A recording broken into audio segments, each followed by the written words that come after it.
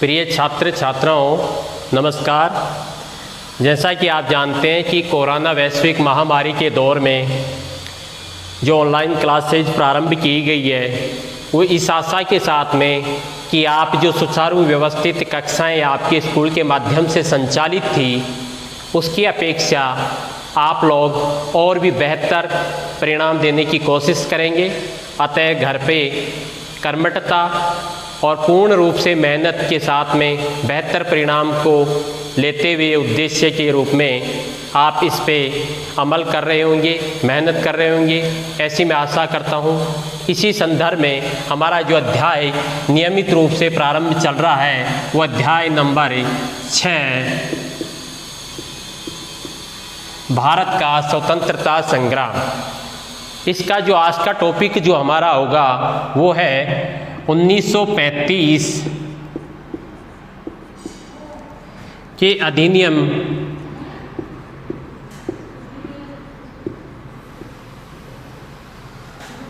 के बारे में विस्तृत लेख, अर्थात 1935 के अधिनियम के बारे में आप क्या जानते हैं, ये कब लागू किया गया, किस प्रकार से इसकी विशेषताएं थी, इसमें क्या कमी रही, क्या वर्तमान में भी इसकी प्रासंगिकता देखी जाती है, या वर्तमान भी जो संविधान हमारा बना हुआ है वो क्या इसी का आधार है या ये आधार के रूप में रखा गया। इसी संदर्भ में हमें सबसे पहले ये देखते हैं कि 1935 का जो अधिनियम है वो क्यों लागू किया गया या इसे लागू करने के पीछे क्या उद्देश्य थे। इसलिए 1935 के अधिनियम के कारण सबसे पहले हम देखते हैं कि 1935 का अधिनियम लागू क्यों किया गया, अर्थात ये लागू करने के कारण है।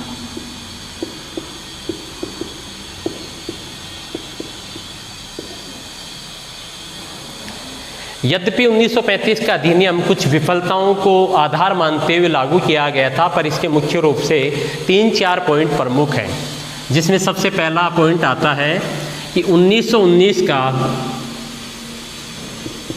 मॉन्टेग्यू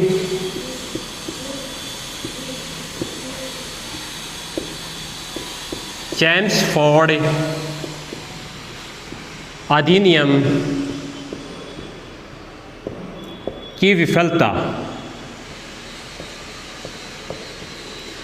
जैसा कि आपने देखा कि 1919 के अधिनियम जो लागू किया गया था मॉन्टेग्यू चैम्सफोर्ड अधिनियम, उससे में भारत पूर्ण रूप से संतुष्ट नहीं हुआ, यह अधिनियम विफल रहा। इसी अधिनियम की सुधारात्मक प्रवृत्ति के रूप में 1935 का अधिनियम लागू किया गया।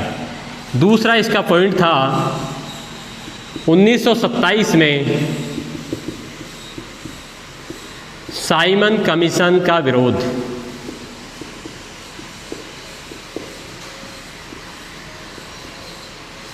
उन्नीस में भारत में साइमन के नेतृत्व में एक दल भेज करके सुधारात्मक कार्य करने की कोशिश की गई थी। वो कोशिश विफल रही और उसकी सुधारात्मक प्रवृत्ति में 1900 अधिनियम का बाद में जाकर के लागू संविधान हुआ। तीसरा था गांधी इरविन समझौते की विफलता। 1931 में गांधी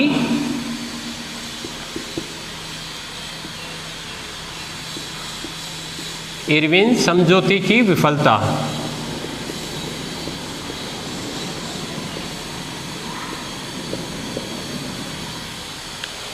उन्नीस सौ 31 में गांधी और जो लॉर्ड इरविन ब्रिटिश प्रतिनिधि था उसके मध्य एक समझौता हुआ, लेकिन वो विफल हो गया और भारतीय इससे भी संतुष्ट नहीं हुए। और चौथा था 1935 तक चलने वाले 3 गोलमेज सम्मेलन।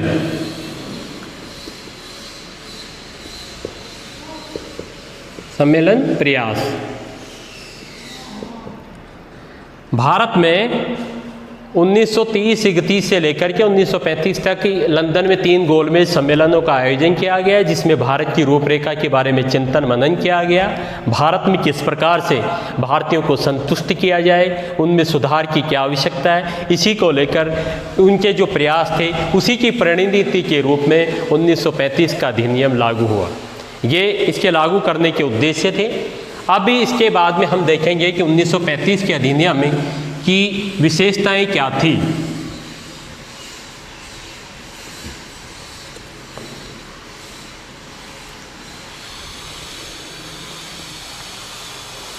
जो दूसरा हमारा जो अब पॉइंट होगा मूल रूप से 1935 के अधिनियम की विशेषताएं। अधिनियम की विशेषताएं।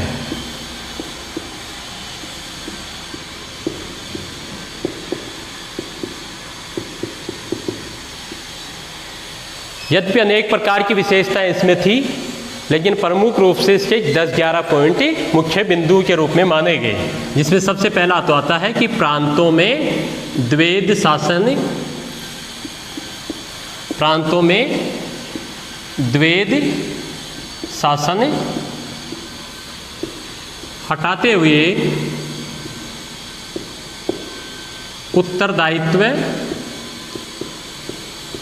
उत्तरदायित्व शासन की स्थापना।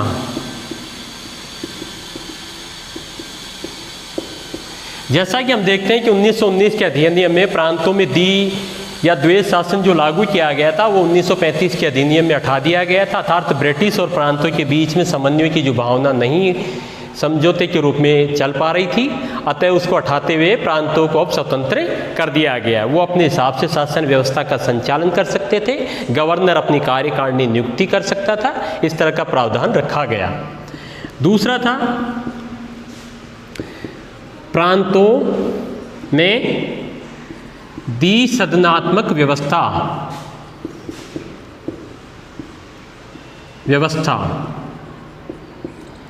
प्रथम बार प्रांतों में द्विसदनात्मक व्यवस्था रखी गई।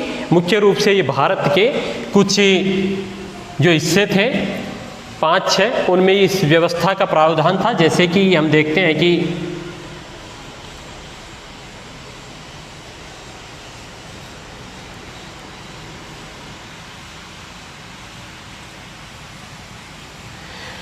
द्विसदनात्मक व्यवस्था बिहार, बंगाल, मद्रास,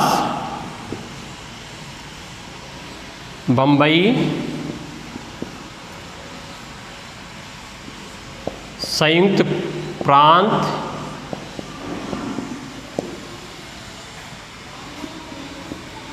असम, ये वो 6 क्षेत्र थे, बिहार, असम, बंगाल, मद्रास, बंबई और संयुक्त प्रांत, जहां पर द्विसदनात्मक व्यवस्था लागू की गई, जिसमें विशेष करके जिसका उच्च सदन विधान परिषद,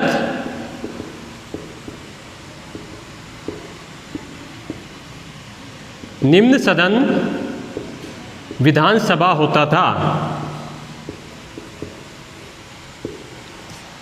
यानी उस सदन इसका विधान परिषद कहलाता था और निम्न सदन इसका विधान सभा कहलाता था।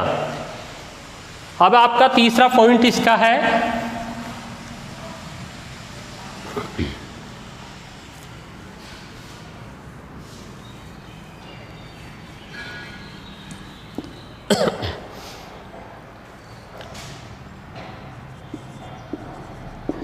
अखिल भारतीय संघ की स्थापना। अखिल भारतीय संघ की स्थापना। इसका मतलब था कि भारत का जो ये हिस्सा है,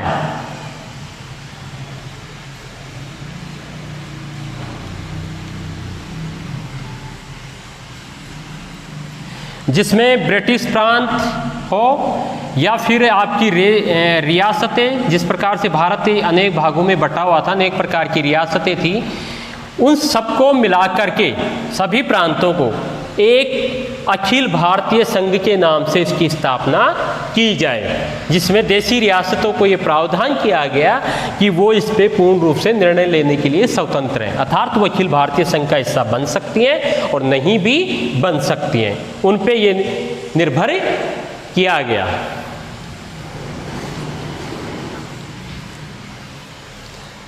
अब चौथा पॉइंट था केंद्र में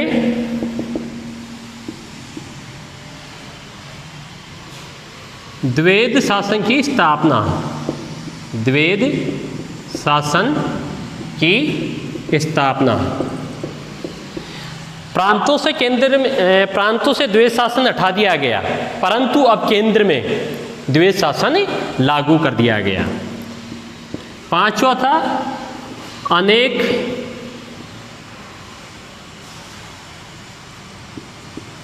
सूचियों का प्रकाशन।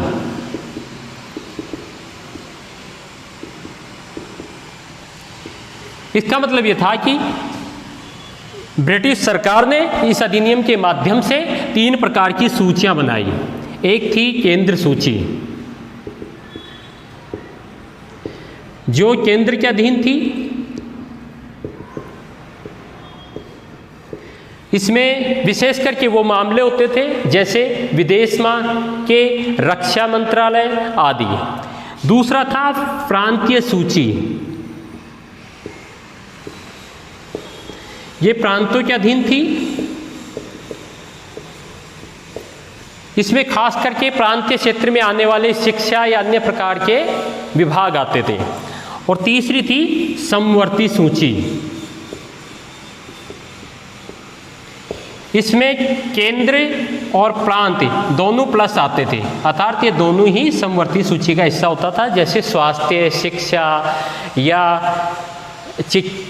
जो वन विभाग, इस तरह के इसमें मुख्य रूप से इन सूचियों में विभाग शामिल किए गए।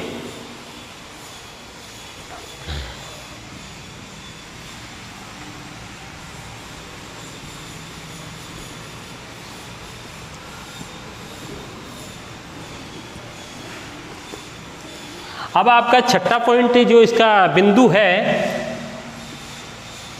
वह कि अखिल फेडरल कोर्ट की स्थापना। अखिल फेडरल कोर्ट की स्थापना, अर्थात इसका मतलब था कि भारत में एक सुप्रीम कोर्ट की व्यवस्था की गई, जो आज का आधार भी है। यद्यपि इससे अखिल फेडरल कोर्ट की व्यवस्था में एक प्रावधान ये रखा गया है कि इसकी अंतिम निर्णय के रूप में इंग्लैंड में प्रिवी काउंसिल के माध्यम से इसकी सुनवाई की जा सकती थी। सातवां था सांप्रदायिक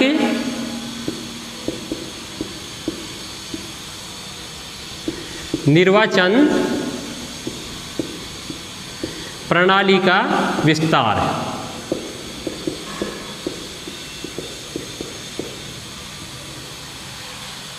यह एक ऐसी प्रणाली थी जो 1909 के अधिनियम में भी थी, 1919 में भी फिर इसका विस्तार किया गया ईसाई मिसलों के आधार पे। और सांप्रदायिक निर्वाचन प्रणाली का विस्तार का मतलब था कि 1935 के अधिनियम के माध्यम से सर्वप्रथम भारतीय जो दलित वर्ग था उसको भी अलग से निर्वाचन प्रणाली का अधिकार दिया गया। आठवां था 1858 के अधिनियम परिवर्तन।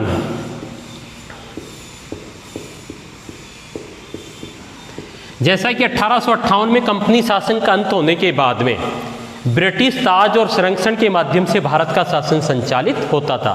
अब 1935 के अधिनियम में ये व्यवस्था की गई कि वो ब्रिटिश शासन डायरेक्ट संचालित न होते हुए सीधे रूप से भारत में नियंत्रण नहीं होकर के भारत सचिव के माध्यम से और उसके प्रतिनिधि मंडल जो सलाहकार होता था उसके माध्यम से संचालन का प्रावधान किया गया।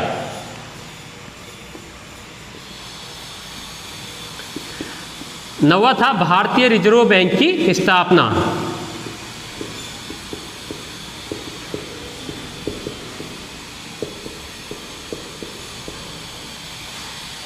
सर्वप्रथम इसमें भारतीय मुद्रा प्रणाली और विकासात्मक दृष्टिकोण को ध्यान में रखते हुए 1935 के अधिनियम में भारतीय रिजर्व बैंक की स्थापना की गई।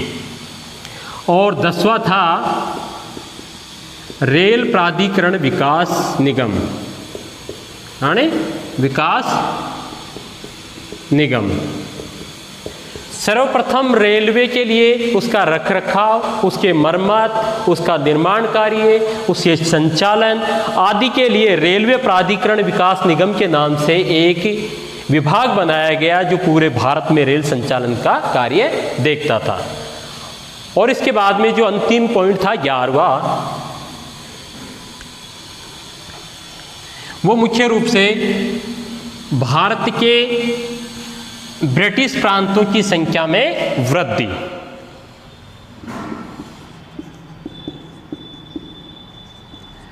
ब्रिटिश प्रांतों में वृद्धि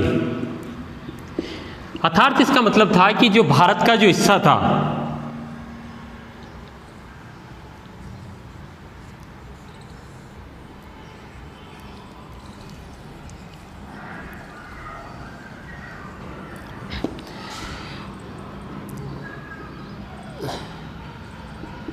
बर्मा, जो वर्तमान में म्यांमार के नाम से जाना जाता है, ये भारत का हिस्सा था 1935 से पूर्व।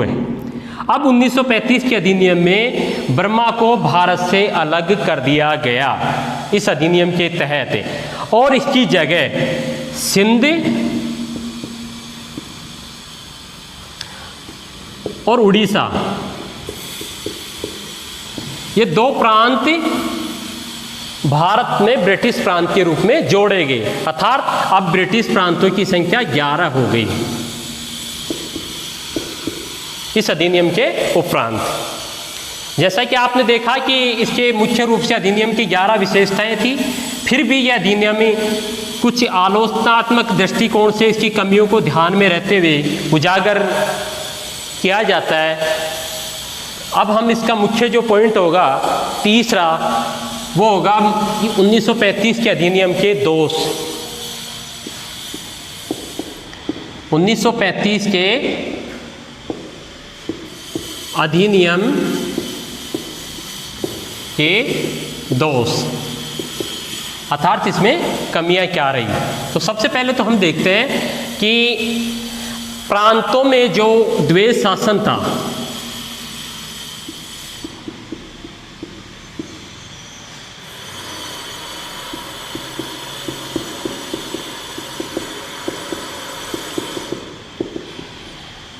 जो द्वैध शासन प्रांतों में हटाया गया, उसमें मुख्य रूप से गवर्नर को उत्तरदायित्व के रूप में संचालन कार्य करने की स्वतंत्रता तो दी गई, परंतु उसमें भी निर्णय लेने की अपेक्षा उसको विवेक के आधार पे उसका प्रावधान रखा गया। अर्थात वो चाहता तो उसको सेंटर को उसको फॉरवर्ड करता और उसके निर्णय के आधार पे उस चीज़ पर निर्णय लेने की कोशिश होती थी।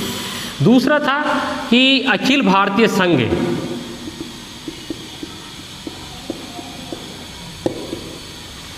में देशी रियासतों की भूमिका, इसमें मुख्य रूप से ये था कि अखिल भारतीय जो संघ बनाया गया उसमें देशी रियासतों को ये स्वतंत्रता प्रदान की गई कि वो चाहे तो शामिल हो चाहे शामिल नहीं हो, अर्थात ये भी पूर्ण रूप से सफल नहीं हो पाया। तीसरा था कि जो फेडरल कोर्ट था, या इसको कह सकते हैं हम सुप्रीम कोर्ट, वो भारत में अंतिम न्यायालय नहीं था, क्योंकि इसका अंतिम निर्णय इंडियन प्रिवी काउंसिल को भेजा जा सकता था निर्णय के संतुष्ट न होने पर। तो इस तरह से ये भी पूर्ण रूप से सफल नहीं था। तो इस प्रकार से हम इसमें देखते हैं कि 3-4 कमियां इसमें प्रमुख रही। और जैसा कि इसके बारे में आर.सी. मजूमदार ने कहा था कि भारतीय 1935 का जो अधिनियम था वो वर्तमान प्रशासकीयता का आधार था, क्योंकि जो वर्तमान जो हमारा संविधान है और जो अधिनियम या संविधान की प्रणाली जो बनाई गई है उस 1935 के अधिनियम में से काफ़ी विशेषताओं को लेते हुए बनाई गई है। इसी प्रकार से अल्तेकर ने भी ये कहा था और वीसी पांडे, केसी श्रीवास्तव आदि इतिहासकारों ने ये बताया है कि 1935 की अधिकतर विशेषताएं सुप्रीम कोर्ट की हो, चाहे रिजर्व बैंक की हो, चाहे केंद्र में द्विसदनात्मक व्यवस्था का प्रारूप हो या फिर रेलवे प्राधिकरण की बात करते हैं, तो ये आदि विशेषताएं 1935 के अधिनियम से ली गई। तो कुल मिला के सारांश के रूप में हम ये कह सकते हैं कि वर्तमान में 1935 से का अधिनियम प्रशासनिक रूप में दिखाई देता है और इसका काफ़ी बड़ा आधार शिला है वो 1935 के अधिनियम के सुधारात्मक कार्यों के माध्यम से ली गई और भारत का संविधान आज भी वर्तमान में सुचारू रूप से चल रहा है। आज का टॉपिक अध्याय का जो टॉपिक है वो यहीं समाप्त होता है, बाकी का नेक्स्ट